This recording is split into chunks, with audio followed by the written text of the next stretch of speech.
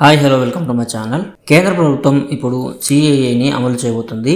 ఈ సిఏఏ ద్వారా ఎవరు లాభపడుతున్నారు, ఎందుకు కేంద్రం ఈ యాక్ట్ని తీసుకువస్తుంది అనే దాని గురించి మనం ఈ వీడియోలో అయితే తెలుసుకుందాం. సిఏఏ అంటే సిటిజన్షిప్ అమెండ్మెంట్ యాక్ట్. ఇది భారత పౌరసత్వాన్ని పొందడం కోసం తీసుకొచ్చినటువంటి యాక్ట్. దీని ద్వారా పాకిస్తాన్, ఆఫ్ఘనిస్తాన్, బంగ్లాదేశ్ లో ఉన్నటువంటి ముస్లిమేతర ప్రజలకు భారతదేశ పౌరసత్వం ఇవ్వడం కోసం అమలు చేస్తున్నటువంటి యాక్ట్. దీని ద్వారా 2014 డిసెంబర్ 31కి ముందు భారతదేశంలోకి వచ్చి స్థిరపడిన ముస్లిమేతర ప్రజలకు ఇక్కడి ప్రభుత్వం సిటిజన్షిప్ ఇచ్చి వారిని స్థిర నివాసిగా గుర్తించడం జరుగుతోంది. దీనిపై ఇప్పుడు ముస్లింల నుంచి పెద్ద ఎత్తున నిరసనలు అయితే వెలువడుతున్నాయి.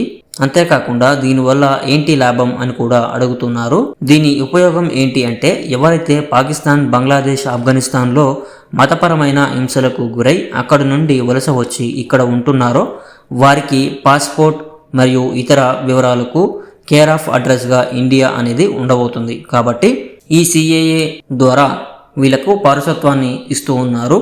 ఈ సిఏఏ అనేది 2019లో కేంద్ర ప్రభుత్వం పార్లమెంటులో ప్రవేశపెట్టడం జరిగింది. అప్పుడు బీజేపీ ప్రభుత్వం ఆమోదం అయితే పొందింది. అయితే 2019లో ఆమోదం పొందినటువంటి ఈ యాక్ట్ ని ఇప్పుడు అమలు చేయనుంది.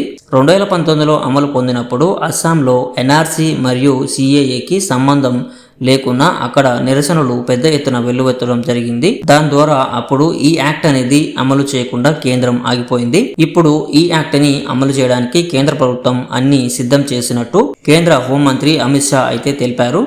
ఈ చట్టం ద్వారా పౌరసత్వాన్ని పొందాలి అంటే ఆన్లైన్లో అప్లికేషన్ చేసుకోవాలి అని తెలిపారు. యాక్ట్ ద్వారా ఎంతో మంది ముస్లిమేతర ప్రజలకు అయితే పౌరసత్వాన్ని అందించడానికి కేంద్ర ప్రభుత్వం అన్ని ఏర్పాట్లు అయితే చేసింది. దీన్ని ముస్లిమేతర అని ఎందుకంటున్నారు అంటే, ఆల్రెడీ పాకిస్తాన్ మరియు బంగ్లాదేశ్, ఆఫ్ఘనిస్తాన్ అనేవి ముస్లిం దేశాలు అవ్వడం వలన అక్కడ ఉన్నటువంటి ఎంతో మంది మైనారిటీలు మతపరమైన హింసలకు గురై అక్కడ నుండి వలస వస్తున్నారు. కాబట్టి వారికి పౌరసత్వాన్ని ఇవ్వడం కోసం ఈ యాక్ట్ అయితే తీసుకొచ్చింది. ఈ యాక్ట్ ద్వారా జైనులు, బౌద్ధులు, క్రిస్టియన్స్, హిందువులు, సిక్కులు వారికి వేరే కంట్రీస్ అనేవి సొంతంగా లేవు. కాబట్టి వీరి కోసమని భారతదేశం ఈ యాక్ట్ని అమలు పరచడం జరుగుతోంది. ఎవరైతే 2014 డిసెంబర్ 31 వరకు అక్కడ నుంచి భారతదేశానికి వలస వచ్చి ఉన్నారో, అలాగే మంచిగా సెటిల్ అయిన వారికి ఇప్పుడు కేంద్ర ప్రభుత్వం భారతదేశ పౌరసత్వాన్ని అయితే అందిస్తోంది. ఆ దేశం నుంచి ఈ దేశానికి లాక్కొచ్చి అయితే ఇక్కడ పౌరసత్వాన్ని ఇవ్వడం లేదు.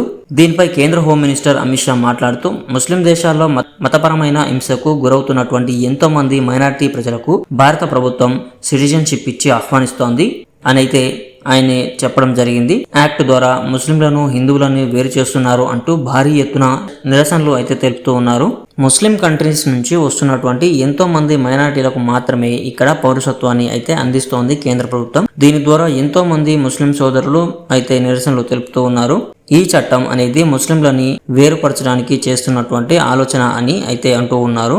ఈ సవరణ ద్వారా ఎంతో మంది పర్షియా భారతీయులు మరియు సిక్కులు, హిందువులు, క్రిస్టియన్లకు పౌరసత్వాన్ని అందించడం ఈ సవరణ యొక్క ముఖ్య ఉద్దేశం. అలాగే ఓసీఐ హోదాలో ఉన్నవారు అక్కడ చట్టాన్ని అతిక్రమిస్తే తమ యొక్క ఓసీఐ హోదా కోల్పోతారు అని కూడా ఈ సవరణలో చెప్పడం జరిగింది. సో ఇది ఫ్రెండ్స్ ఈరోజు వీడియో. మీకు నచ్చినట్లయితే లైక్ చేయండి, అలాగే మన ఛానల్కి సబ్స్క్రైబ్ అవ్వడం మాత్రం మర్చిపోకండి. Thank you friends.